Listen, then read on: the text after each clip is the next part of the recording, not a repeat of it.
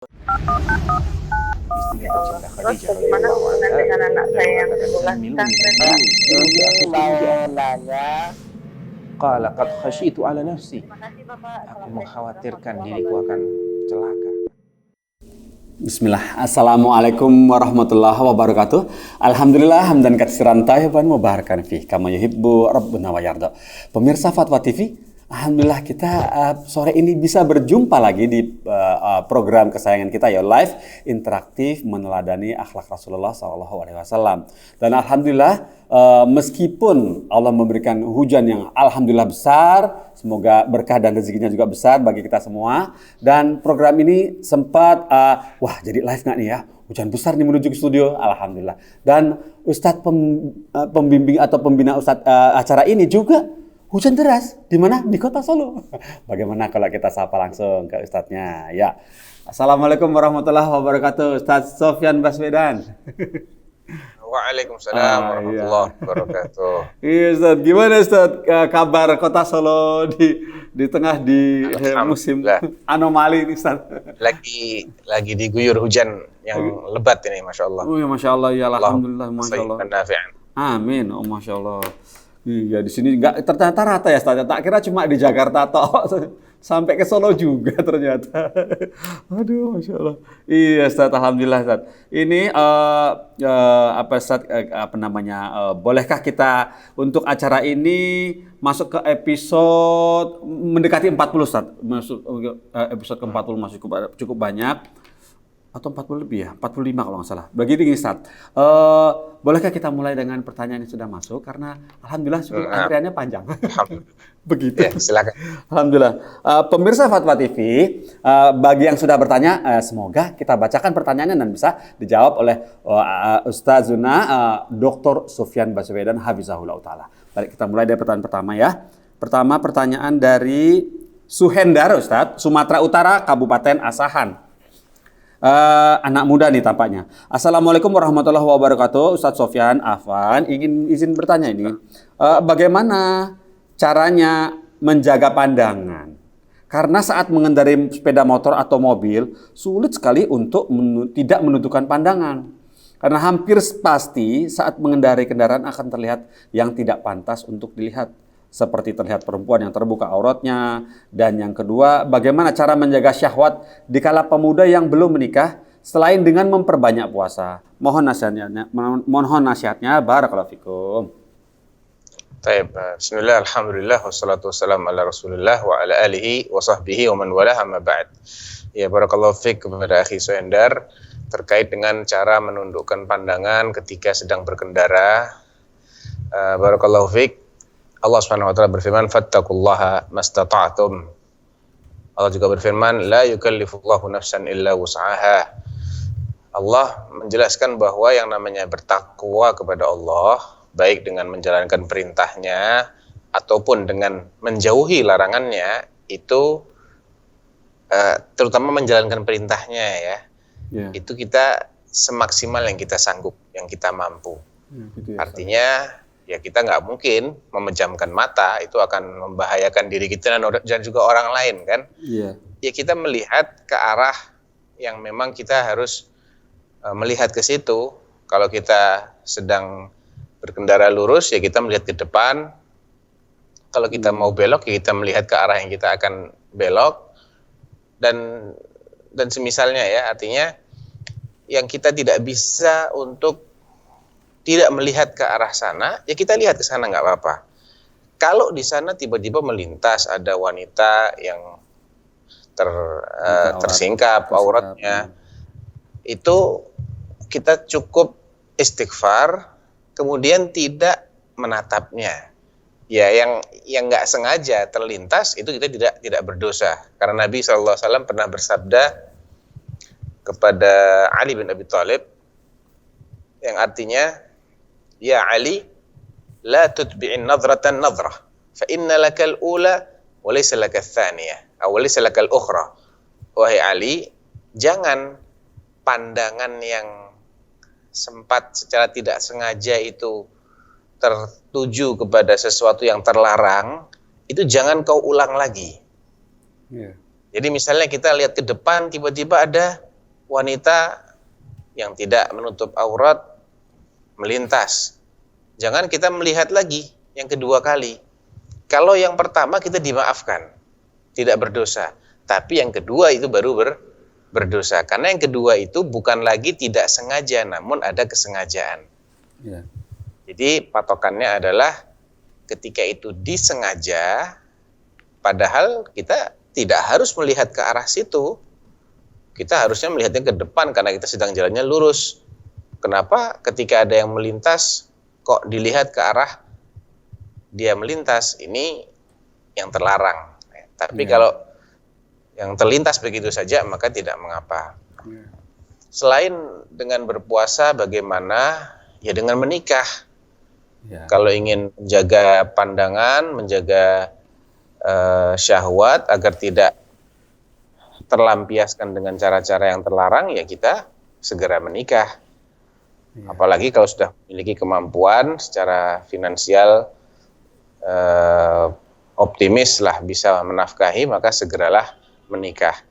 Karena memang Nabi SAW menasihatkan untuk seperti itu. Ya. Man istata'a minkumul ba'ata falyatazawwaj. Fa in lam yastati' fa 'alaihi bis-shaum fa innahu lahu wija. Yang sudah sanggup menikah, hendaklah menikah, wahai para pemuda. Kalau enggak sanggup, perbanyaklah puasa. Jadi cuma ada dua opsinya. Selain puasa apa? Ya menikah. Enggak ada lagi, Ustaz ya. Ya ada lagi. Enggak ada lagi, Masya Allah. Ya tentunya menjaga pergaulan ya. Jelaslah itu hindari. Membatasi ya, Ustaz ya. Membatasi pergaulan ya. Membatasi. Grup-grup di WhatsApp seperti itu ya, Ustaz ya. Semacam itu. Baiklah. Masya Allah, barakallahu fikum Ustaz atas jawabannya. Semoga Mas Suhendar ini bisa paham apa yang sudah Ustaz Sofyan sampaikan ya, Mas Suhendar ya. Baiknya, berikutlah kita masuk pertanyaan dari Bakhtiar. Bakhtiar di Kabupaten Kerawang, Jawa Barat. Seperti ini pertanyaannya. Assalamualaikum warahmatullahi wabarakatuh, Ustaz Sofyan. Mohon penjelasannya Ustaz terkait dengan Ahlul Bait. Ahlul Bait. Apakah benar seseorang yang secara nasabnya tersambung ke Rasulullah SAW itu melalui jalur ibu tidak bisa dikategorikan sebagai Ahlul Bait? Karena saya pernah mendengar dari salah satu seorang habaib yang mengatakan bahwa Ahlul Bait itu hanya orang yang nasabnya bersambung ke Rasulullah SAW melalui jalur ayahnya. Jazakumullah khairan. Iya, kalau secara nasab, memang nasab itu mengikuti ayah secara nasab ya. Jadi kalau ayahnya masuk kategori Bani Hashim atau Bani Al-Muttalib, dan Bani Hashim itu meliputi anak cucunya sahabat Ali bin Abi Thalib yang muslim tentunya ya. Kemudian juga anak cucunya sahabat Ja'far bin Abi Thalib dan juga sahabat Aqil bin Abi Thalib dan juga sahabat Ibnu Abbas maupun Al-Fadl bin Abbas ya. Ini semua adalah Bani Hashim. Ya. Atau secara umum selain mereka ya, yang jelas masih masuk kategori Bani Hashim. Ya. Demikian pula Bani Al-Muttalib. Bani Al-Muttalib itu salah satu tokohnya yang terkenal adalah Al-Imam Asy-Syafi'i rahimahullahu taala. Ya. Beliau masuk dari Bani Al-Muttalib. Jadi Al-Muttalib itu saudaranya Hashim. Saudaranya Hashim. Ya. Mereka berdua adalah anaknya Abdu Manaf. Nah, kalau dari ibu saja bagaimana? Ya, secara nasab tidak masuk kategori Bani Hashim. Namun secara kedekatan, secara wala itu artinya hak-hak mereka untuk mendapatkan pembelaan, perlindungan itu disamakan oleh Rasulullah Sallallahu Alaihi Wasallam. Karena dalam hadis yang muttafaq alaih, Nabi Sallallahu Alaihi Wasallam pernah mengatakan begini, hal fid dari illa Qurasyyun. Ketika beliau masuk ke sebuah ruangan, beliau mengatakan, apakah yang ada di ruangan ini semuanya adalah orang Quraisy? Dijawab oleh yang hadir di situ, "Na'am ya Rasulullah, illa fulan ibnu ukhtina." Ya Rasulullah, semuanya orang Quraisy kecuali si fulan. Dia adalah anak dari saudari kami. Artinya ibunya dia berasal dari Quraisy, bapaknya bukan. Nah, apa komentar Rasulullah ketika mendengar jawaban itu? Qal ibnu ukhtil qaumi minhum atau ibnu ukhtil qaumi min anfusihim.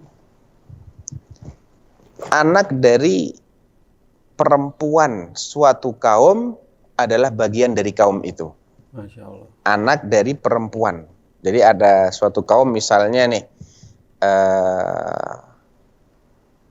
misalnya yang di Indonesia misalnya, atau ada sekelompok orang Bani Hashim, salah satunya ini bapaknya bukan Bani Hashim tapi ibunya Bani Hashim, maka dia dianggap dari bagian dari Bani Hashim tapi bukan dari segi nasab, namun dari segi kedekatan, dari segi hak-hak yang pantas untuk mendapatkan pembelaan, perlindungan, bantuan, itu dianggap sama oleh Nabi Shallallahu Alaihi Wasallam. Wallahu a'lam. Nah. Barakallahu fikum Ustaz, seperti itu ya. Jadi bagian juga masuk ya. Seperti itu tetap ya dimasukkan. Masya Allah, barakallahu fikum Ustaz. Semoga yang bertanya Mas Bakhtiar bisa paham ya apa yang sudah disampaikan oleh Ustaz Sofyan. Berikutnya pertanyaan dari Rizky Bun. Namanya Rizky Bun. Dari Kabupaten Bogor, Jawa Barat. Assalamualaikum warahmatullahi wabarakatuh Ustaz Sofyan. Ada kaidah yang mengatakan perbaikilah sholatmu agar hidupmu lebih baik. Bagaimana jika seseorang merasa cukup dengan mentauhidkan Allah, kemudian bersyukur dan menghindari sifat sombong, berbakti kepada orang tua, memperbanyak zikir di setiap kesempatan, kemudian suka menolong dan berbuat baik kepada orang lain, tetapi beliau merasa kehidupannya baik-baik saja, karirnya bagus, keuangannya mapan, keluarga sehat-sehat, sementara dia masih sering meninggalkan sholat. Apakah kenikmatan yang dia rasakan itu disebut dengan istidraj? Mohon nasihatnya. Barakallahu fikum. Ya, itu termasuk istidraj dan itu termasuk ghurur. Artinya tipu daya.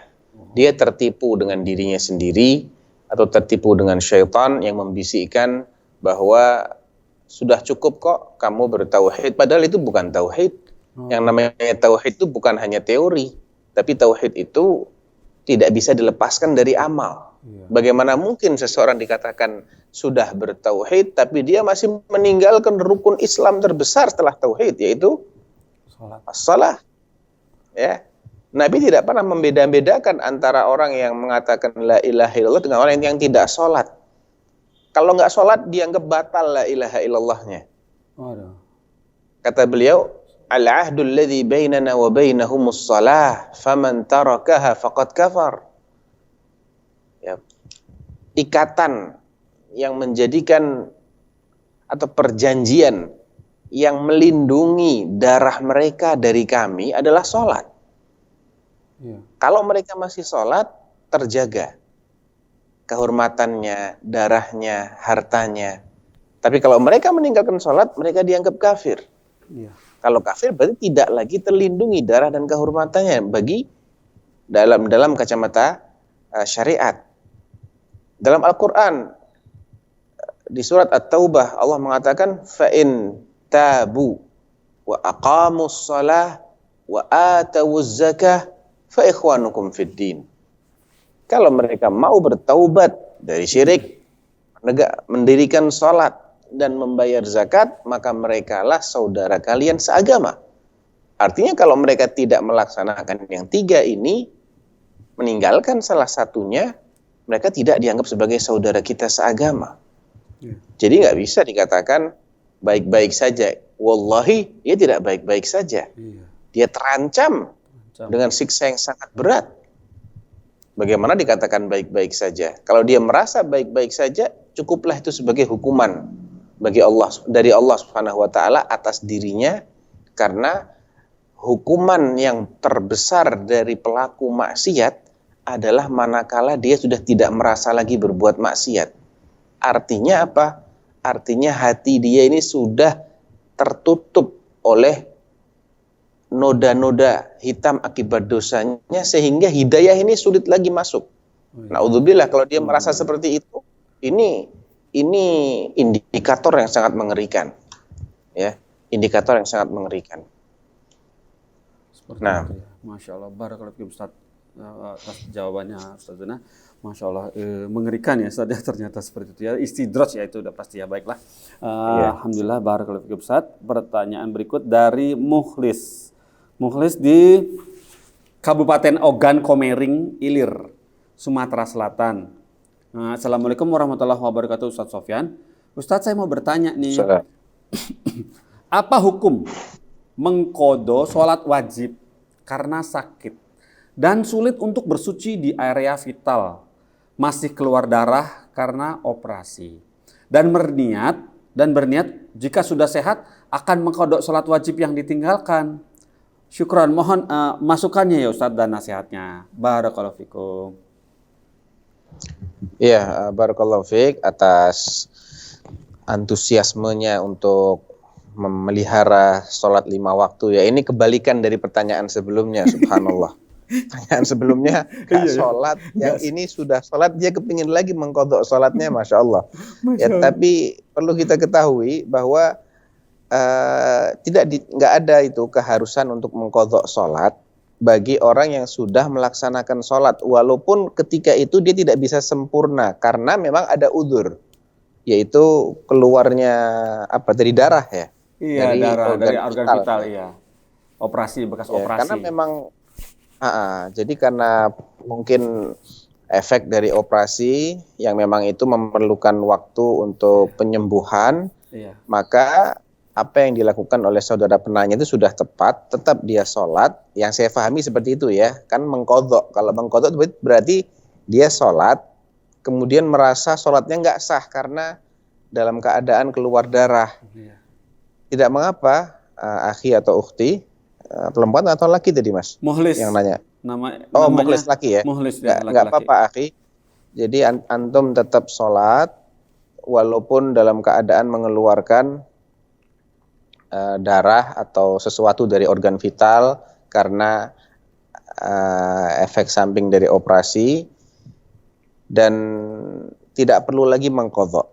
Ya, tidak perlu lagi mengqadha karena banyak kok para sahabat Nabi yang setelah usai peperangan atau bahkan di tengah-tengah peperangan mereka tetap melakukan sholat dalam keadaan bercucuran darah dari luka-lukanya, sama saja itu. Ya, itu juga sesuatu yang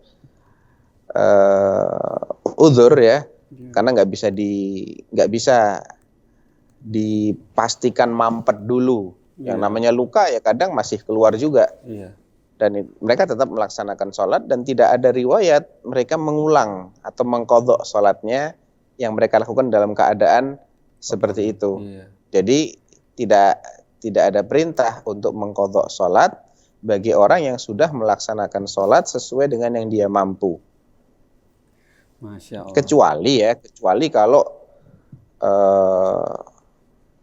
sholatnya ternyata dia lakukan dalam keadaan tidak sah, padahal sebetulnya dia bisa melakukannya dalam keadaan sah. Misalnya lupa nggak berwudu, benar-benar lupa, atau wudunya batal, dia ketika sholat dia masih ingat masih punya wudu, setelah sholat baru ingat, saya sudah kentut tadi.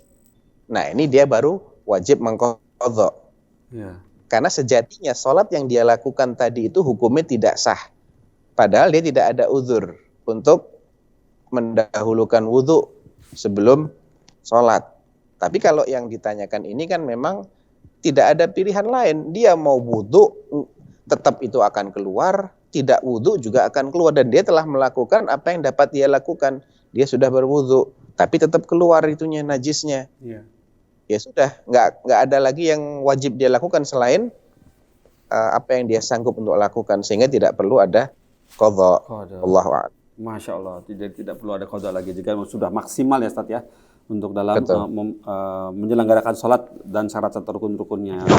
Masya Allah, barakallahu fikum Ustaz atas jawabannya. Semoga Bapak Mukhlis tadi bisa menyaksikan ya tadi jawaban Ustaz Sofyan seperti itu. Baiklah ini, alhamdulillah ada penelpon nih Ustaz. Ya coba kita sapa. Assalamualaikum Fatwa TV. Waalaikumsalam warahmatullahi wabarakatuh. Iya, dari Ibu siapa di mana? Hamba Allah dari Lampung. Oh iya, hamba Allah dari Lampung. Silakan. Assalamualaikum Ustaz. Waalaikumsalam warahmatullahi wabarakatuh. Ustaz, saya mau tanya. Silakan. Saya sudah haid, sudah bersih 10 hari yang lalu. Ada lagi haid lagi. Apa saya seperti biasa harus sholat atau jangan sholat ya Ustaz? Ya, Iya. Ibu, mohon maaf, sudah mendekati usia menopause atau masih jauh? Iya, udah 51 tahun saya. Oh, ya memang kalau udah mendekati menopause memang agak tidak teratur ya haidnya, Iya. sehingga yang tadinya punya kebiasaan menjadi kacau kebiasaannya. Nah, menurut para fuqaha, ahli-ahli fikih, kalau seseorang itu tidak memiliki patokan kebiasaan dia, maka acuannya adalah melihat karakteristik darah yang keluar, Bu. Apakah karakternya seperti karakter darah haid? Dan darah haid itu dijelaskan oleh Nabi dalam hadis yang sahih, damul haidhi aswadun yu'rif au aswadun yu'raf. Darah haid itu warnanya kehitaman dan memiliki bau yang tidak sedap. Ya Ustaz. Berbeda dengan darah yang lain. Kalau darah yang lain tuh merah, segar, dan tidak berbau busuk. Nah, kalau yang keluar itu darah merah segar, berarti itu bukan darah haid. Tapi kalau yang keluar adalah darah yang warnanya hitam, ada bau busuknya, berarti itu darah haid. Kalau sifat-sifatnya seperti darah haid, ya itu haid, Bu. Ya, walaupun Mungkin baru akan 10 hari, terulang ya. karena memang menopause gitu. Menjelang berhenti kadang agak kacau Oh, haidnya. iya. Begitu. Ya Ustaz, makasih ya Ustaz jawabannya. Assalamualaikum. Waalaikumsalam. Waalaikumsalam. Barakallahu Masya Allah. Alhamdulillah. Alhamdulillah kalau bisa udah paham ya. Masya Allah. Barakallahu fikum Ibu. Sudah bertelepon ke Fatwa TV Ibu di Lampung ya tadi ya. Baiklah Ustaz, kita masuk ke pertanyaan berikut. Ini dari Khonin Zahratul Aula di Kabupaten Kudus, Jawa Tengah. Pertanyaannya seperti ini. Assalamualaikum warahmatullahi wabarakatuh Ustadz Sofyan. Ustadz, saya ingin bertanya, ini saya ingin menanyakan 2 pertanyaan. Pertanyaan pertama tentang dalil dari kegiatan 40 harian orang meninggal. Jika saya tidak melaksanakan kegiatan tersebut, apakah boleh? Lantas pertanyaan kedua, bagaimana cara memaafkan, mengikhlaskan, dan melupakan kesalahan orang yang sudah meninggal kepada kita? Kesalahan orang itu kepada kita dan orang itu sudah meninggal. Jazakallahu khair, barakallahu fikum Ustaz atas nasihatnya. Taib, wa barakallahu fiik. Terkait dengan dalil, nggak ada dalilnya. Selesai. Itu bid'ah. Ya. Tidak diajarkan oleh Nabi sama sekali. Memperingati 40 hari orang meninggal sama sekali tidak diajarkan oleh Nabi SAW. Jadi bukan cuman bolehkah ditinggalkan, malah harus ditinggalkan. Ya. Yang kedua terkait dengan bagaimana melupakan kesalahan orang yang sudah meninggal. Ya, kita ingat saja firman Allah, "Faman 'afa wa aslaha fa ajruhu 'ala Allah." Barang siapa yang memaafkan dan memperbaiki, maka pahalanya akan diberikan oleh Allah Subhanahu wa taala. Besar pahalanya orang yang memaafkan kesalahan orang lain. Wal 'afina 'anil nas wal kadhimina al ghaidha wal 'afina 'anil nas wallahu yuhibbul muhsinin. Dan orang-orang yang menahan marahnya serta memaafkan orang lain, Allah mencintai orang-orang yang suka berbuat baik. Jadi memaafkan saudara kita, apalagi yang sudah meninggal, yang sudah tidak ada lagi kesempatan untuk minta maaf, itu lebih besar fadilahnya, ya, lebih besar pahalanya, dan itu akan berimbas kita mendapatkan balasan yang sejenis dari Allah Subhanahu wa taala. Ya, para ulama kita sering mengistilahkan dengan al-jaza min jinsil amal. Balasan itu sejenis dengan amal perbuatannya. Kalau amal perbuatannya memaafkan, balasannya akan dimaafkan. Siapa yang memaafkan kita? Allah Subhanahu wa taala. Bukankah kita juga punya banyak dosa sama Allah? Bukankah kita punya banyak kesalahan? Iya. Ya, mungkin saja kita punya kesalahan kita nggak pernah menyadari. Nah, kapan kita akan dimaafkan oleh Allah? Padahal kita nggak pernah sadar kalau berbuat kesalahan. Nah, kalau kita memaafkan saudara kita akan mendapatkan maaf dari Allah Subhanahu wa taala. Iya. Jadi nggak ada ruginya sama sekali. Nggak ada ruginya sama sekali. Ya. Mungkin itu caranya agar kita bisa memaafkan. Toh kita kan diberi dua opsi ya. Pertama, kita menuntut kalau memang yang bersangkutan itu berbuat zalim kepada diri kita dan dia meninggal dunia sebelum minta maaf, sebelum melunasi, bukan melunasi ya, ataunya ya misalnya bentuk kezalimannya adalah mengambil harta kita. Kemudian sampai meninggal tidak dikembalikan, ahli warisnya juga tidak ada yang mengembalikan. Maka ada dua pilihan di sini. Seseorang menuntut haknya di hadapan Allah di akhirat, dan ketika itu dia akan diberi berupa bukan lagi uang ya, tapi tukar menukar pahala dan dosa. Kalau yang bersangkutan masih memiliki pahala, dia akan berikan, dia akan lunasi dengan pahalanya dia. Tapi kalau dia sudah nggak punya pahala lagi untuk dibagi, untuk dijadikan sebagai tebusan, maka diambillah dosanya orang yang terzolimi itu sesuai dengan kadar kezolimannya. Atau dia memaafkan dan dia akan mendapatkan tentunya yang lebih baik karena pahala di akhirat itu lebih baik. Wal akhiratu khairun wa abqa. Walal akhiratu khairul laka minal ula. Nah, Masya Allah. dan Nabi mencontohkan memberi maaf. Iya. Seperti itu Ustaz ya. Nah, Tapi berat Ustaz memberi maaf. berat ya, ya harus memang dilatih ya Ustaz. pahalanya besar, Iya. sesuai dengan harganya kan. Iya Ustaz. Masya Allah memang berat. Ketika dizolimi itu, apakah ini Ustaz, apakah termasuk bertawakal juga ketika menyerahkan kita dizolimi dan pasrah kepada Allah gimana balasannya? Karena kalau kita membalas khawatir menjadi lebih zolim daripada yang kita terima gitu. Bagaimana? Apa itu termasuk tawakal Ustaz? Itu termasuk tawakal ya, termasuk berserah diri kepada Allah. Itu baik-baik saja. Apalagi kalau ada kekhawatiran kita nggak bisa membalas dengan balasan yang setimpal, ya itulah cara yang paling aman. Kita serahkan kepada Allah, biarlah Allah yang mengadili. Itu haknya dia kok. Dia tidak dikatakan zalim ketika dia menuntut keadilan dari Allah atas orang yang zalim. Dia nggak dikatakan zalim. Itu haknya dia. Jadi ada dua pilihan. Dia menuntut keadilan ataukah dia memaafkan. Ya. Kalau dia memaafkan, dia akan mendapatkan maaf juga dari Allah terhadap dosa-dosa dan kesalahan-kesalahan dia yang lain. Tapi kalau dia menuntut keadilan, ya sudah, dia akan diberikan apa yang dia tuntut itu, tapi di akhirat nanti. Iya Ustaz. Nah, Masya Allah. Barakallahu fiikum Ustaz.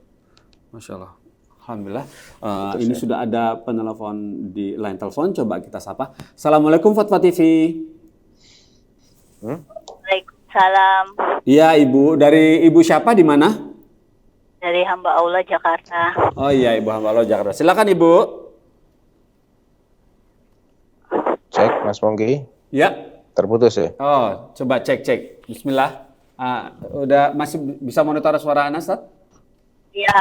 Sebentar, Ibu Hamba Allah Cek, di Mas Jakarta. Pongki. Iya, belum. Ustaz Sofyan?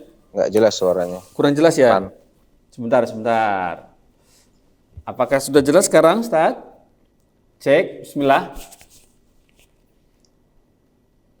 Cek, 1, 2, 3. Ya. Pemirsa Fatwa TV, perlu kami informasikan bahwa Putus suaranya. live interaktif di Fatwa TV bisa disaksikan dari hari Senin sampai hari Jumat. Untuk hari Senin terdapat 3 live interaktif sekaligus. Pertama jam 4 sore dengan live interaktif Bekal Muslim oleh Dr. Arifin Badri. Yang kedua hari Senin juga jam 5 sore bersama Ustadz Nizar Sa'ajabal. Live interaktifnya mengenai fikih hadis. Alhamdulillah. Bisa. Baik, sudah tersambung Ustadz Sofyan? Udah. Alhamdulillah, barakallahu fikum. Alhamdulillah pemirsa, akhirnya tersambung juga dengan Ustaz Sofyan. Nah, semoga dapat dimaklumi. Kami mohon maaf atas ketidaknyamanan mengenai koneksi saat tadi ya. Semoga bisa lancar sekarang. Apakah teleponnya masih tersambung? Teman-teman, sudah putus? Baiklah, ini ada pertanyaan masuk Ustaz. Tadi teleponnya alhamdulillah terputus. Pertanyaan masuk seperti ini. Dari Yusro Ustaz, dari Yusro atau dari dari Yusro di Sumatera Selatan, Kabupaten Ogan Ilir, Sumatera Selatan. Yusro.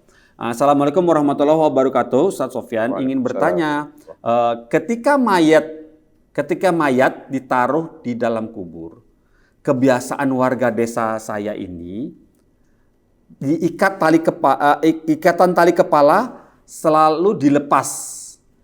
Ketika ada seorang anak yang tidak melepas tali ikat kepalanya karena menurutnya itu yang benar sesuai sunnah atau bagaimana, maka ada isu kalau arwah mayit gentayangan. Dan keluarga yang masih hidup diberi mimpi untuk minta dilepaskan talinya. Ya, kemudian mohon dijelaskan mengenai hal ini karena di daerah saya Kabupaten Ilir masih berlaku seperti ini. Barakallahu fikum. Iya, barakallahu fikum. Memang melepaskan ikatan-ikatan pada jenazah yang telah diletakkan di liang lahat itu sunnah hukumnya. Karena ikatan itu kan fungsinya supaya ketika dibawa jenazahnya itu tidak tersingkap kain kafannya. Makanya diikat pada 7 titik ya.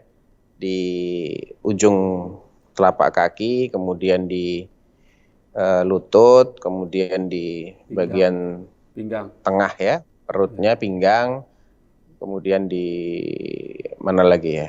Kepala. Kepala, ada leher dulu, kemudian di kepala ya. Kira-kira sekitar berapa simpul saya lupa. Itu fungsinya supaya ketika dibawa tidak tersingkap. Nah, ketika dia sudah diletakkan di liang, kan sudah aman berarti. Ya. Sudah mapan gitu posisinya gitu ya. Maka dilepas. Hanya sebatas itu saja, bukan berarti kalau nanti ada yang lupa nggak dilepas, arwahnya bergentayangan, nggak ada hubungannya dengan itu. Nggak ada hubungannya. Itu keyakinan yang tidak memiliki dasar. Ya. Itu hanya bahasanya khurafat lah ya. Ya, khurafat ya. Tidak ada dalil dan dasarnya ya, Ustaz. Masya Allah. Toh sekarang kalau pasiennya tidak memungkinkan untuk dibongkar seperti jenazah COVID. Ya kita nggak boleh. Nggak boleh, sudah kuburkan dengan cara seperti itu. Oh iya, benar. Karena itu akan membahayakan kalau harus ada kontak ya dengan dengan fisiknya, itu malah membahayakan. Iya. Bro, ya, jadi nggak berlaku ya, benar-benar tidak berdasar ya, pernyataan ini tidak berdasar ya seperti ini, Masya Allah. Terutama ya untuk penderita sakit COVID nggak bisa dibuka semua. Baiklah Ustaz, ini sudah ada penelpon masuk, coba kita sapa. Assalamualaikum Fatwa TV. Assalamualaikum Fatwa TV ya. Iya betul, Bapak siapa di mana Pak? Dari Muhammad Abdul di Musir Rawas Utara, Sumatera Selatan. Wah, Masya Allah, Bapak Muhammad di Sumatera Selatan ya Pak? Muhammad Abdul. Muhammad Abdul, silakan bertanya kepada Ustadz, silakan. Ini Pak Ustadz, kami ingin menanyakan hakikat tahayul dan hurapat itu, contoh barangnya bagaimana itu Pak Ustadz? Mohon penjelasannya. Apanya Pak? Tahayul dan hurapat itu bentuknya gimana sih? Jadi takhayul itu dari kata-kata takhayyala yatakhayyalu takhayyulan, berkhayal. Jadi memiliki keyakinan, tapi keyakinan itu nggak ada realitanya. Asumsi saja. Dia berasumsi meyakini sesuatu, tapi sejatinya nggak seperti yang dia yakini. Itu Itu takhayul. Iya, iya. Khurafat. Khurafat itu juga mirip seperti itu. Jadi keyakinan-keyakinan, kepercayaan-kepercayaan yang tidak memiliki dalil yang sah dalam kacamata agama. Iya. Karena orang tuh memiliki kepercayaan kadang macam-macam alasannya. Kenapa Anda mempercayai seperti ini? Ya, orang-orang tua kami mengajarkan begini. Nah, itu termasuk khurafat. Ya, termasuk takhayul. Itu ajaran orang tua itu bukan dalil. Orang tua itu bukanlah manusia yang mendapatkan wahyu dari Allah sehingga apa yang dia sampaikan itu pasti benar. Tidak. Kenapa Anda punya bersikap seperti ini? Ya, saya meyakini bahwasanya begini. Apa dasar keyakinan Anda? Kalau dasarnya tidak sah secara syar'i, itu juga masuk kategori khurafat, kategori takhayul. Ya, mempercayai adanya angka sial atau angka keberuntungan, atau warna-warna yang membawa keberuntungan, warna membawa kesialan, itu bagian dari takhayul, bagian dari khurafat. Atau hewan tertentu, ikan keberuntungan, apalagi kucing atau benda pusaka, itu bentuk-bentuk takhayul, bentuk-bentuk khurafat. Dan itu bisa nanti lari ke syirik akbar, bisa lari ke syirik asghar, bisa hanya bid'ah, tapi semuanya merupakan hal-hal yang terlarang. Dalam kadar tertentu dia bisa mengantarkan perlakunya kepada syirik akbar yang membatalkan seluruh amal ibadahnya. Na'udzubillah min dzalik. Seperti misalnya dia meyakini ada benda-benda tertentu yang membawa rezeki secara langsung. Jadi bendanya itu mendatangkan rezeki. Ini syirik akbar. Dan itu juga bagian dari takhayul, bagian dari khurafat.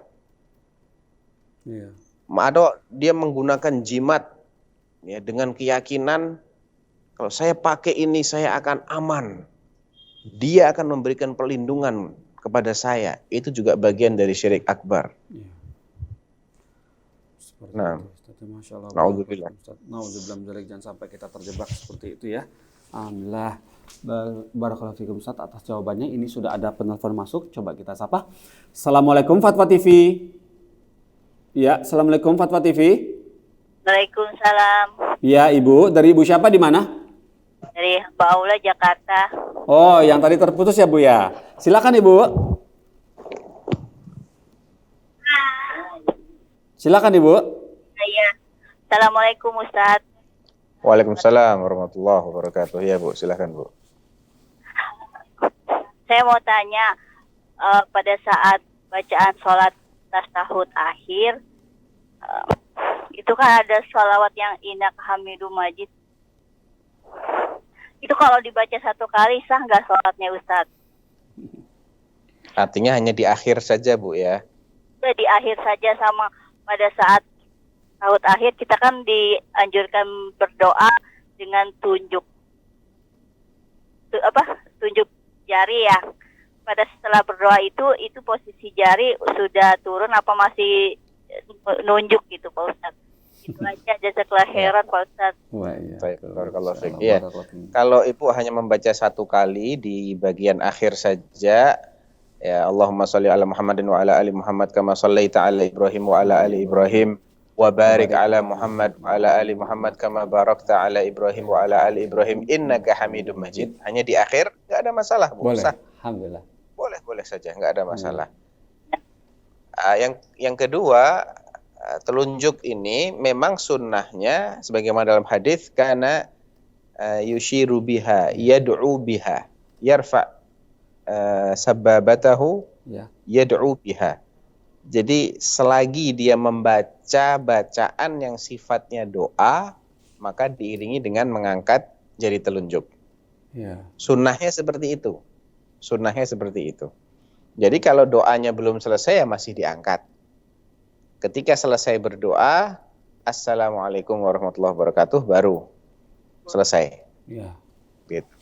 Seperti itu ya, Masya Allah. Barakallahu fikum Ustaz atas jawabannya. Semoga Ibu di Jakarta tadi bisa paham ya Bu ya. Ya, Alhamdulillah. Boleh.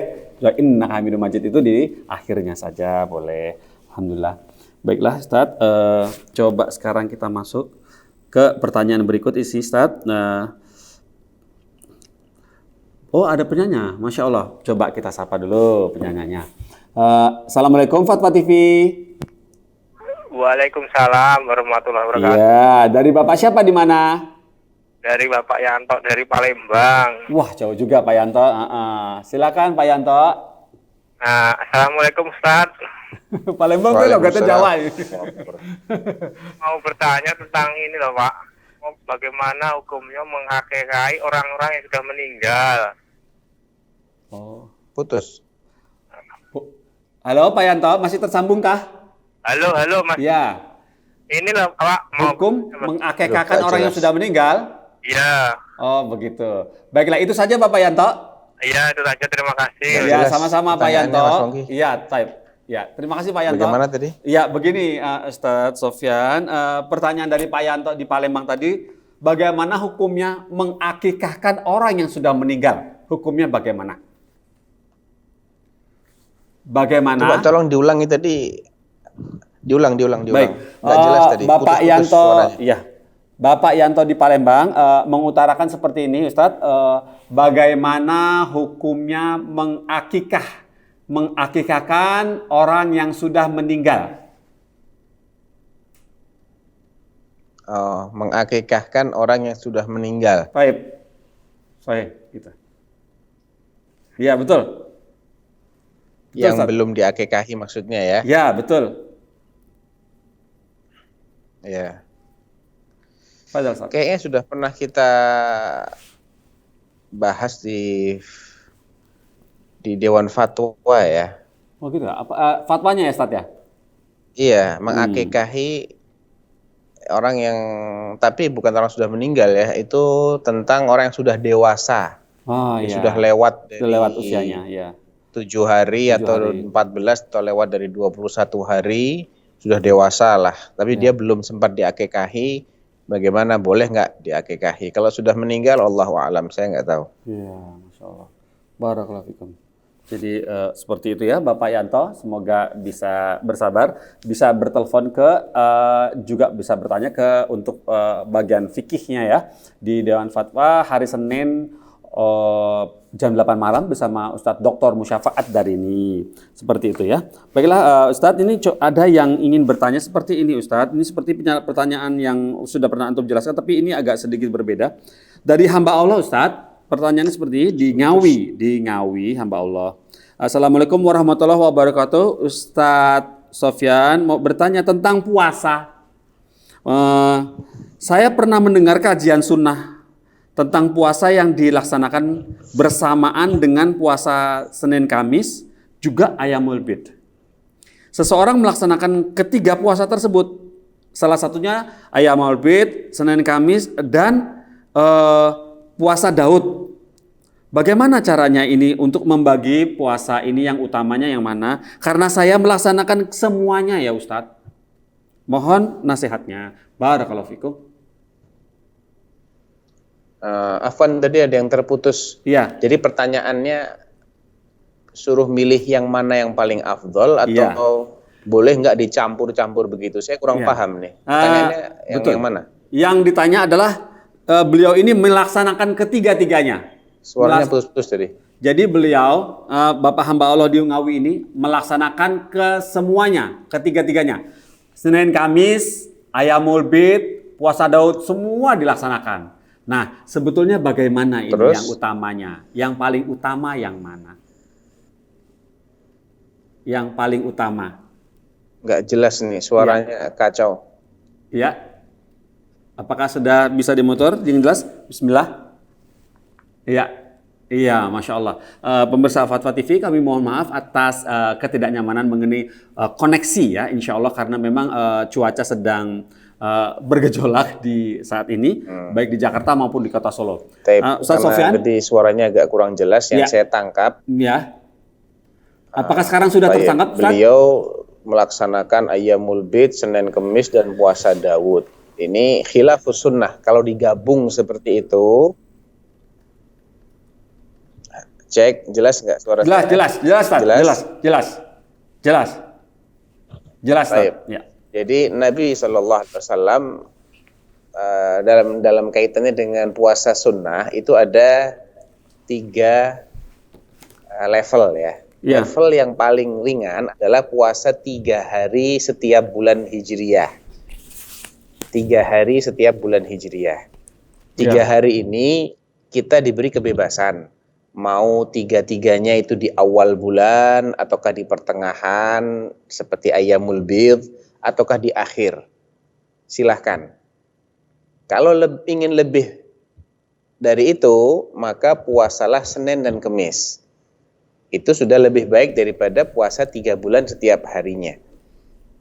Karena dengan puasa Senin dan Kemis, dalam 1 bulan dia akan puasa 8-9 hari. Ya. Kalau ingin lebih lagi dari itu, maka yang paling maksimal adalah puasa Daud. Sehari puasa, sehari tidak. Karena dalam 1 bulan dia akan puasa 14-15 hari. Ya. Itu sudah maksimal sudah. Kalau sudah puasa Daud ya sudah, nggak usah Senin Kemis lagi. Iya, Ustaz. Nggak usah Ayyamul Bidh lagi sudah. Iya, Gitu. Masya Allah. Barakallahu Kecuali fikum. dia mau puasa mutlak ya. Puasa mutlak itu puasa yang memang tidak dinamai dengan nama tertentu. Seperti Nabi SAW kadang-kadang pagi-pagi tanya kepada Aisyah, "Ya Aisyah, hal indaki syai'?" Apakah engkau punya sesuatu untuk sarapan?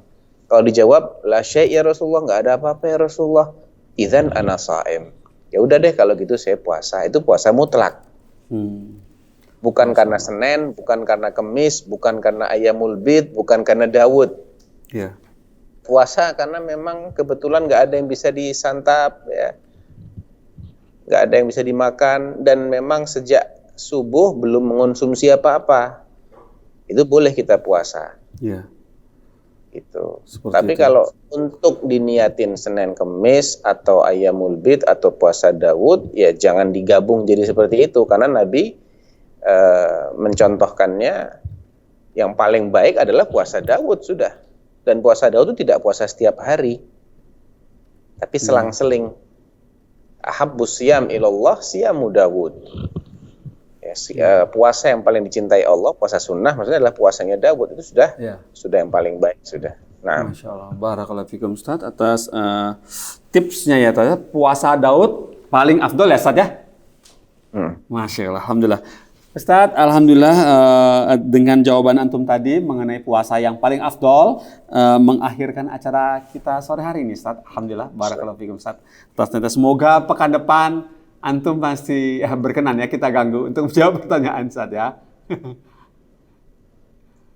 Baiklah, boleh saya tutup acaranya Ustaz ya?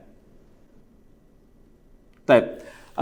Pemirsa Fatwa TV, pemirsa Fatwa TV, alhamdulillah tuntas juga acara program live interaktif meneladani akhlak Rasulullah sore hari ini. Alhamdulillah, semoga Allah mempertemukan kita kembali di pekan depan di acara yang sama dengan Ustadz dari Dr. Sufyan Baswedan Hafizahullah Ta'ala sebagai Ketua Dewan Fatwa Perhimpunan Al-Irsyad. Insya Allah kita akan bertemu lagi. Kita tutup acara ini dengan kafaratul majelis. Subhanakallahumma wa bihamdika asyhadu an la ilaha illa anta astaghfiruka wa atubu ilaika. Wassalamualaikum warahmatullahi wabarakatuh. Waalaikumsalam. Istri tercinta Khadijah. Masya Allah. Dengan anak saya yang sekolah pesantren, Pak. Ini mau nanya, Qala qad khasyitu ala nafsi. Terima kasih Bapak. Aku mengkhawatirkan diriku akan celaka.